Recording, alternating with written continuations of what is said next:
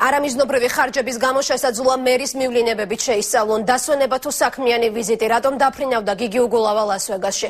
სტუდია GNS-ის მიერ მოპოვებული ოფიციალური დოკუმენტაციით ბოლო 1 წელში ქალაქის მერი 3-ჯერ იყო ამერიკაში. ამ ფაქტს არც მერიაში უარყოფენ და ამბობენ, რომ უგულავა ლას-ვეგასში საქმიანი ვიზიტითა და ნაგვის მანქანების დასათვალიერებლად ჩავიდა. თუმცა საკრებულოს წევრებისა და არასამთავრობო სექტორისთვის ასეთი განმარტებები არადამაჯერებელია. კითხვებს აჩენს ის ფაქტიც, რომ სამივე ვიზიტის დროს ლას-ვეგასში მერის ოჯახის წევრები და მეგობრებიც იმყოფებოდნენ. საერთო ჯამში მივლინებებში მხოლოდ მერმა 50,000 ლარი დახარჯა. აქედან 18,000 ლარი უგულავას ბიზნეს კლასით ფრენას მოხმარდა.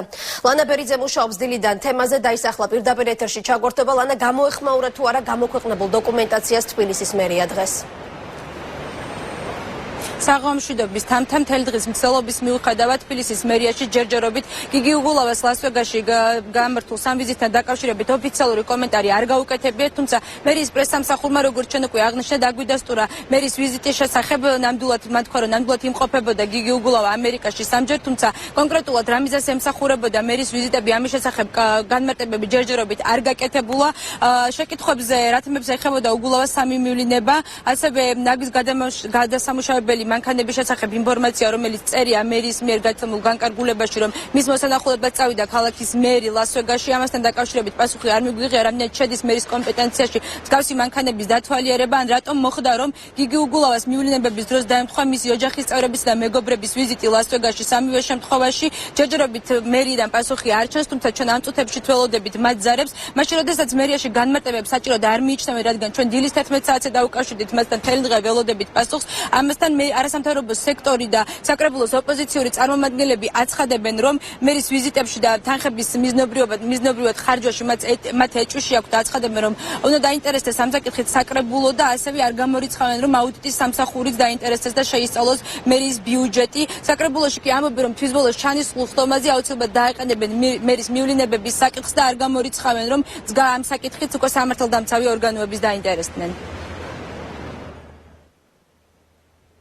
ის ირჩევს იმ ქალაქს, რომელიც ამერიკის შეერთებულ შტატებისათვის არის აღქმული როგორც ყველაზე ასე ვთქვათ გართობის ცენტრი და ამ გართობის ცენტრში ჩასვლა დასუფთავების მანქანის ანახავად ეს მე ვფიქრობ, რომ უბრალოდ დაცინვაა ქართული საზოგადოებისა. ყველაფერს დავანებოთ, უბრალოდ სახელმწიფო ფულის ხარჯვა, არამიზნობრივი ხარჯვასთან გვაქვს ჩვენ საქმე. თანაც კიდევ ერთხელ მინდა აღვნიშნო, 50,000-ით ეს არის სწორედ ის ხავარი, რაც ეს ხელისუფლება ბოლო ამ ხნის მანძილზე, ბოლო წლებში უკეთებდა ქართულ საზოგადოებას. 50,000-ით შეიძლებოდა გაცილებით მეტი პრობლემის მოგვარება. კიდევ ერთხელ ათობით ოჯახს შეიძლება დახმარება მიეღო ამ 50,000 ლარით.